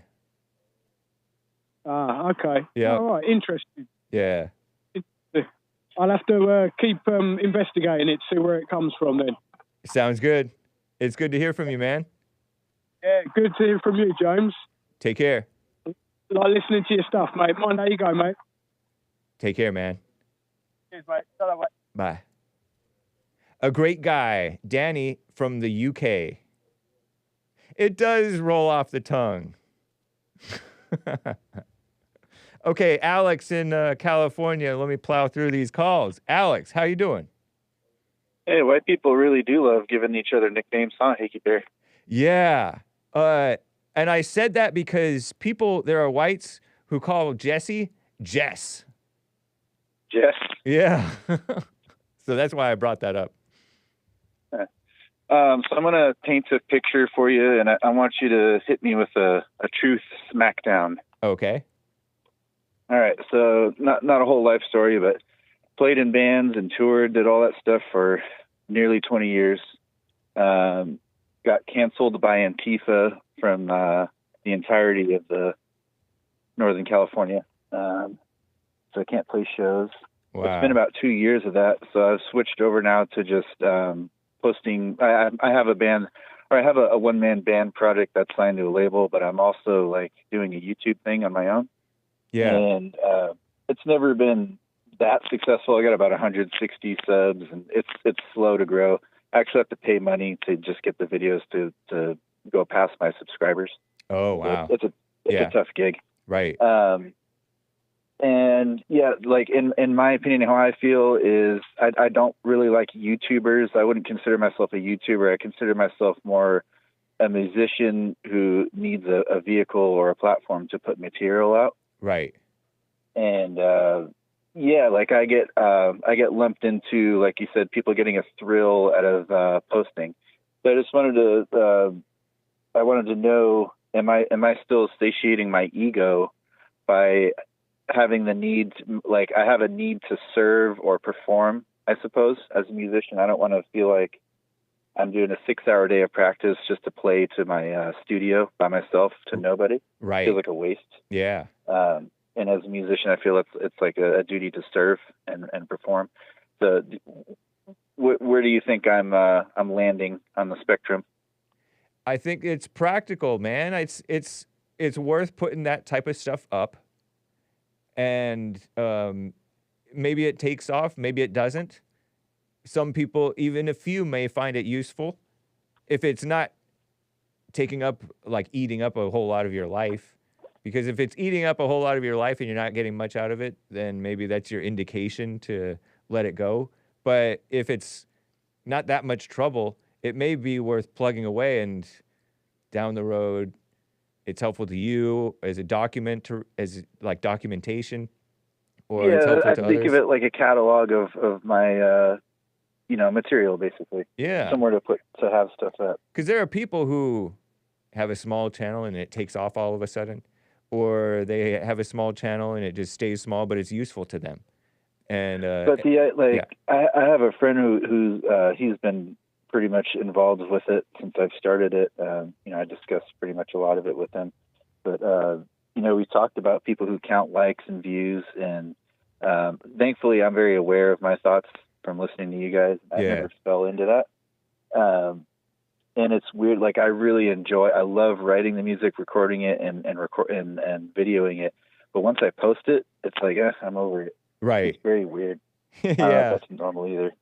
I kind of know what I sort of relate to that in that every now and then I'll catch like the beginning of my show over the years, the beginning of an episode, and I'll listen to it. I'm like, oh, this is actually kind of interesting. But I'll quickly lose interest. I don't usually go back and listen to myself at all. I'm happy doing it, and I'm happy to put it up. But once it's up, I'm done with it. And some people do. There are occasionally I'll get like comments. People go back, way back, and listen to early episodes, and I'll see their comments. And so for that reason, I don't take those down, even though that might help my channel get remonetized or something to take some of that stuff down. But I don't know. I just it's kind of cheesy, but what I'm saying is it's not when you get to the top of the mountain. It's the climb. That's the enjoyable part. That's true. It's like almost it's like paints a picture but leave it unfinished because it feels so nice to be in the process of creating. Yeah, right. I agree with you. Once you're done with it, there's nothing left to do with it. Exactly. That's for other people to listen to or not. Through your fingers like sand in the desert. That's right. You keep it moving. I think it's fine. In an overview, you'd say I'm probably not guilty of like counting likes and being one of those YouTuber guys. It's just more of a practical thing to put material out. Yeah, there's nothing wrong with doing that. Don't judge yourself or worry about anybody else judging you, obviously, about that. Just do my best. Yeah. And it'll become clear what to do with it, or to continue going or not, or whatever. If you're not sure what to do, keep doing what you're doing. Don't do anything. Yeah. Yeah. All right. Hey, well, that's all I got. Cool, man. Interesting. I wish you well with your business, Alex. Take care. Thank you, sir. All right. Bye. Make sure you do catch, speaking of businessmen, catch Joel Friday TV. He is live today. Is this what marriage is about? And it's a black man with a ball and chain. I'm kidding around. It has nothing to do with a ball and chain. And by the way, reading the live chat here, Jim in Alaska over on punchy.tv/Hake. Growing up in West Virginia, Mountain Mama, I say. The black people would call us Ackers Cray because crackers are white, says Jim in Alaska. Okay, yeah, I think that makes sense. What's up, Tiger? Nice to see you. Tiger Dax D. That's cool. Let me just double check for any super chats before I get back to it.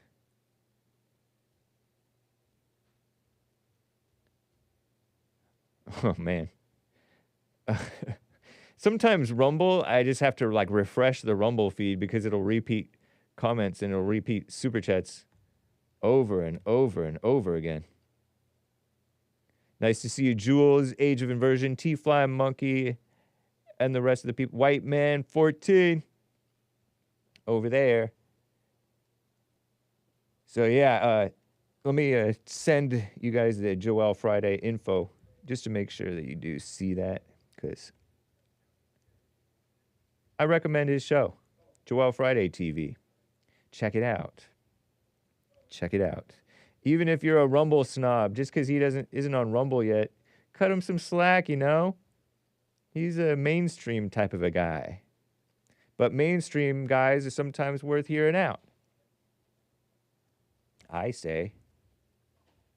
Ken in Illinois is on the line here. Ken, what's up? How you doing? Hey, can you hear me? Yes. Oh, how are you, Hake? I'm doing fine. How are you, Ken? All right, long time no see, no hear from you. I had to make you a call and see how you doing. I'm doing well. Formerly known as Keith? Yeah. Hey, man, it's good to hear from you. Yeah. I've been to call my old buddy. Yeah. I have something on my mind. Cool. And I wanted to talk about the, I think his name is Camalo Anthony, and when he stabbed the white guy Metcalf in the heart and killed him. That's right. Yep. Okay. Well, it reminded me of what goes on, what really goes on. I remember when I was angry. It was probably in the 90s, and this movie called Rosewood came out.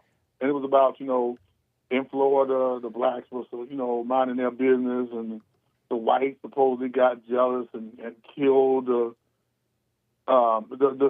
white guy raped some white woman, blamed it on a black man, and it started a race war, race riots, or whatever. Yeah. And it's the movies. It's the movies. I want you to think about this. Black people are really not thinking about it. It's the movies and the Democrats that put that in your head 24/7. Interesting. Hollywood, the movies. Yes, because we're really not thinking about it. This is when you watch all John Singleton movies are race hatred-based movies. Yep. When he had John Shaft, it was about this white guy got into it with this black guy, hit him in the back of the head with a pole and killed him. All John Singleton movies are race hatred-based movies. I've heard of John Singleton. He's a movie maker, huh? I remember that name. He's a black guy, right? Yeah, he died about a couple of years ago, probably about 5 years ago of a heart attack. Oh, man. Rest in peace. So I want you to think about it. It's not really that when that guy did that, it's not really that blacks think about, the hatred of whites. It's the fact that the movie, the Democrats, Hollywood just keeps that hatred going. You know what I'm saying? It's like you don't think about it, but we watch movies all the time, and all these movies are based on, the 50s, the 60s, the 70s, or, making up lies when these things supposedly happen, over-dramatizing, and they just keep pushing it down black people's throats 24/7. Yeah. CNN, MSNBC, the movies. You know what I'm saying? If you watch any of these radio stations that black people, Big Boy, the Breakfast Club, they keep this racial hatred divide. So, I don't think most people be thinking about it. It's just that they push it down your throat, they lie, they exaggerate, and you know what I'm saying? And it's them that keep it going, but nobody holds them accountable, Right. That's interesting. Yeah. I mean, shame on the people who fall for it, though, because we're not supposed to be subject to propaganda. Mm-hmm. But I understand that. But but the reality of it is, people are. Right. People are very easily yes. Now we got to be realistic with people. Well, it's kind of like they're very. It's kind of like God held the serpent responsible for what the serpent did. The serpent lied and pushed propaganda on the woman. Right. And he held the woman responsible for what she did, and he held Adam, the man, responsible for what the man did wrong. So, Right. I'm not saying people should get I know you're not saying that. Right. People don't, should not get away with it, but they are propaganda. Like, that's 24/7. If you listen to anything that's black, you know what I'm saying, and all they do is preach racial divide. The preachers, all they preach is racial divide. Yeah. You know what I'm saying? The white girl, the white man, then you turn on, okay, it's your preacher, it's your relatives, it's because they listen to the same people. They listen to the Democratic Party, Jasmine Crockett, Cotton Plant. They listen to the same thing, Jesse Jackson, Al Sharpton, the same thing 24/7. Right. The movie John Singleton, all the movies are race-baiting, hatred division movies. That's all the movies are. Oh, don't forget Spike Lee. That's all he ever makes too. I know. Thing. Yep. I remember so that. Blacks are not really thinking about it. I remember the preview to that movie Rosewood, where the black cowboy turns around with two pistols, I think he had, and pointed at him, and he had like a cigar in his mouth, looking all cool. Yeah, that was in my. I didn't know that was a pro-black movie. It didn't occur to me that it was like a black propaganda movie. Terrible. Yeah, because the reason why I remember it because It's probably doing it. They usually come out during election years. These movies, as you time them, they Wow. always come out during election years. So the Democrats, so they can get the black votes, stay on the plantation, and get the Democratic vote.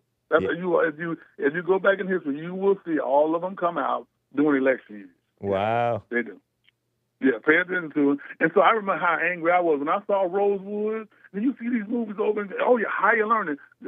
John Singleton, again, here go race baiting, hatred, division movies. They was in college. Ice Cube and they was in college, and the whites and the blacks got into it. All John Singleton ever made was race baiting, divisive hatred of white people movie. That's how he's always done that. And a lot of them, frankly, they've all done the same thing. You get the Breakfast Club. Like I said, the Democratic Party, all they go around to churches, they get the preachers doing. All they do Yep.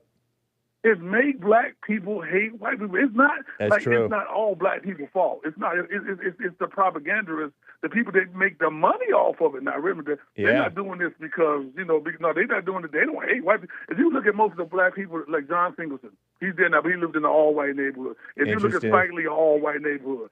If you look at all the Barack Obama, if you look at any of them, Jasmine Crockett, what's her name, the Obamas, Oprah, they all live in all white neighborhoods. So white people are so bad, right? Why do you live in all white neighborhoods?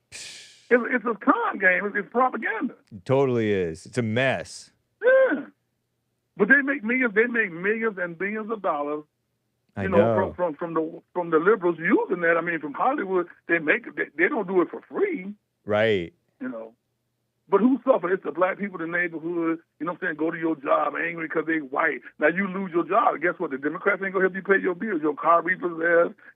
You are homeless. Now you lost your apartment. You behind in child support. Now them Democrats ain't gonna give you 5 cents on your bill. See, it's all propaganda. Yep.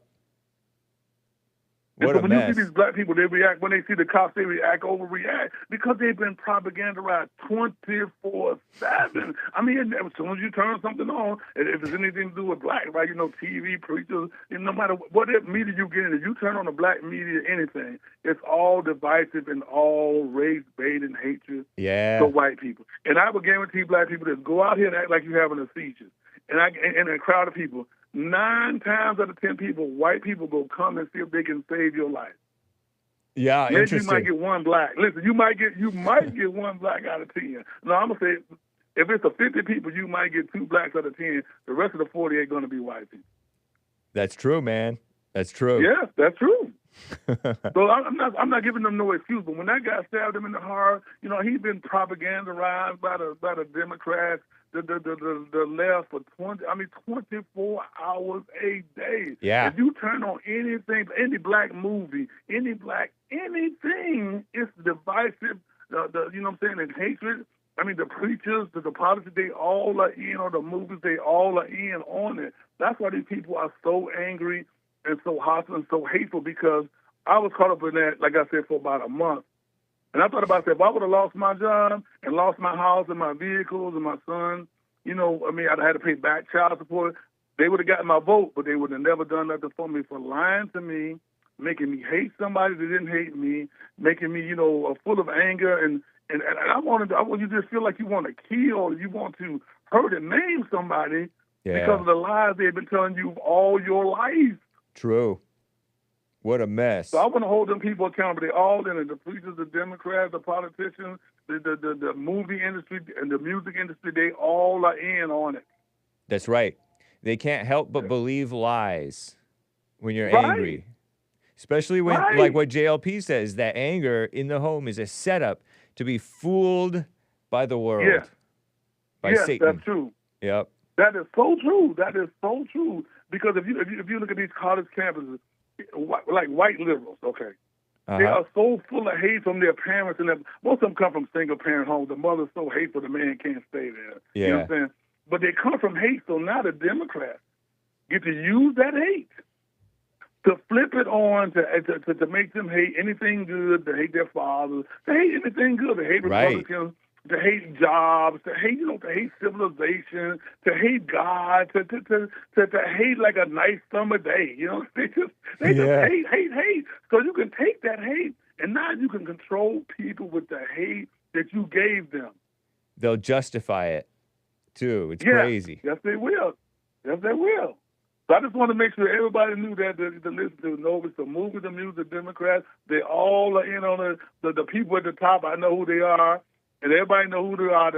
Because if you go to the movie studio with a good, wholesome black movie, they'll turn you down. As long as you're talking about drugs, talking about whoring and sexual and killing and murder. Oh man, they will give you the right to make that movie 24/7. They don't want solutions; they want problems. No, and you'll see that. You see that in academia as well, and politics. It's not just It's not just movie and entertainment propaganda. It's in the people who read and want to learn and seek knowledge, and build something with their lives. They too are propagandized into that mess. What a mess. Right. I'm going to give you one more example, and I'm going to let you go. All right. Back in the 40s and 50s, the 30s, 40s, and 50s, the NAACP said, hey, Hollywood, we're tired of you making all the black characters whores, pimps, prostitutes, you know what I'm saying, murderers and drugs. Now in 2020, in the last 15 years, that's all black people have played.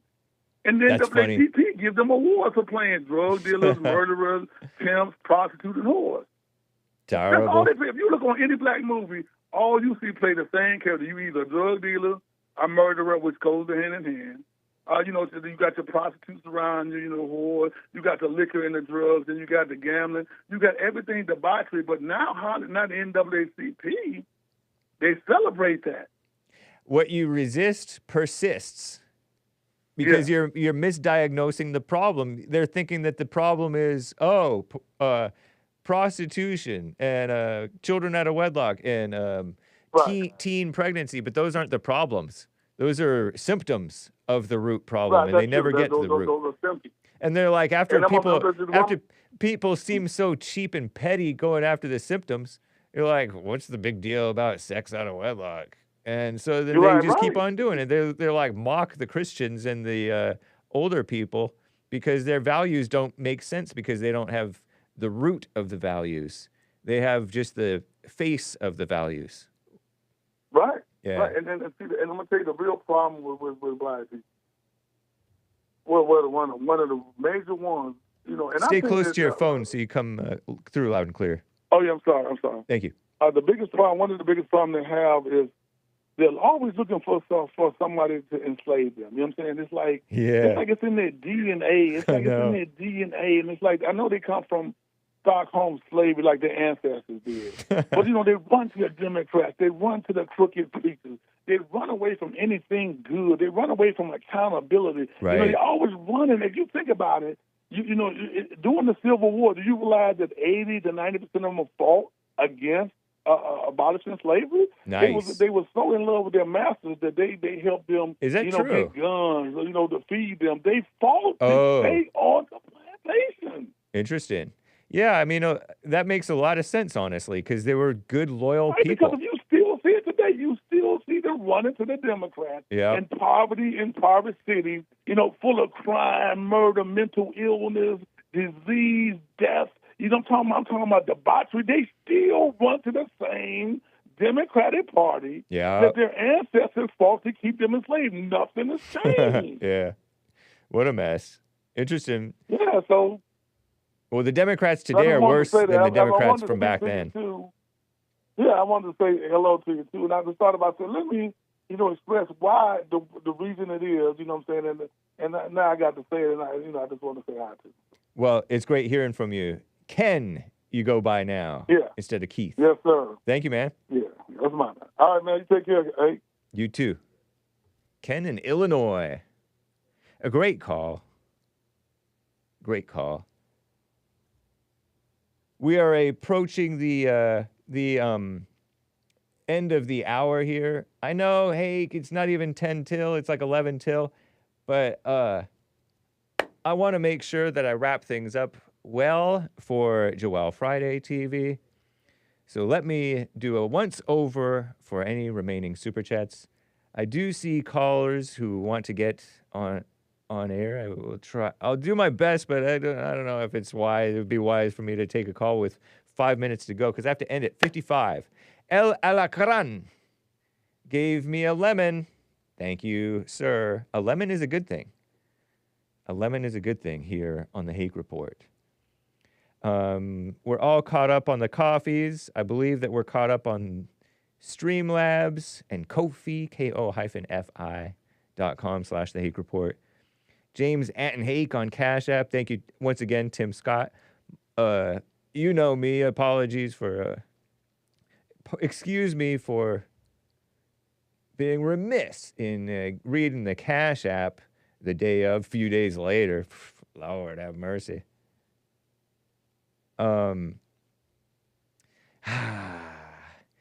Okay, so I'm going to try to do something tricky. I'm going to play a little bit of music in the background while I talk with Lindsay, a first-time caller from Colorado. How you doing, Lindsay? Thank you for calling. What's up? Hi, how are you? Hey. I've talked to you before, but it was on the Jesse show. Cool. It was about Columbine and the gun control. Yeah, I remember you. Okay. Hi, how are you? Doing well, thank you.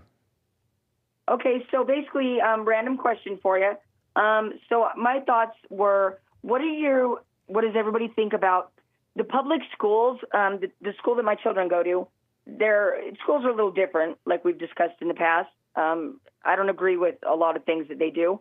What are your thoughts on them being able to call social services for false allegations just because, per se, they're judging you on what you drive? They just don't like the parent as a direct person. Yeah, that's recently something I'm going through now, and it's literally tearing our family apart. False allegations. And now we're dealing with CPS. It sounds like a terrible situation. It's unfair, it's evil, but that's the world, and I would encourage you the best you can to bear up under it with patience. So patience and long suffering, so that you get the best outcome possible. Yeah. No, and then another question. So, like, I'm horrible. I have a foul mouth. I cuss a lot, which I should not, but I try to tone it down. Right. And unfortunately, my kids have heard some of the things I've said, and so obviously they sometimes repeat it. They don't do it in front of me. That being said, are they allowed to tell me how to talk? Isn't that violating my freedom of speech? To a degree, that's kind of what the allegations with me is, that I have a foul mouth. It is a violation of your freedom of speech, but the freedom of speech is somewhat of an illusion, especially when you get lost, when you get caught up in a nasty situation like this. So I would encourage you, don't be mad about it. Don't try to rebel, or don't be fearful in your compliance.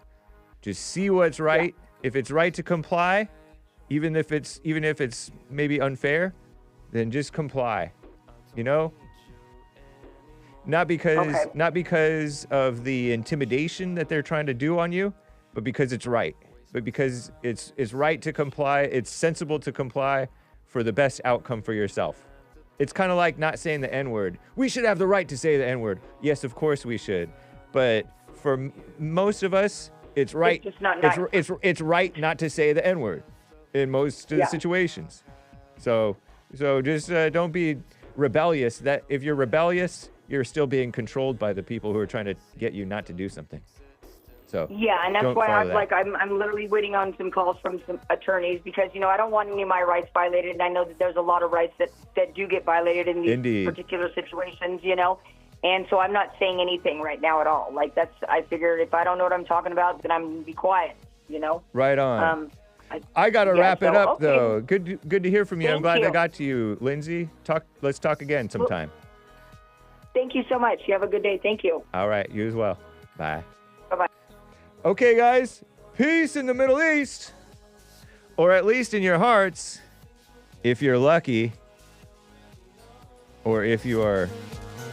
seek peace and pursue it. Peace in the Middle East. Or at least in your hearts. Bye, guys. Oh, Lord. What did I just do?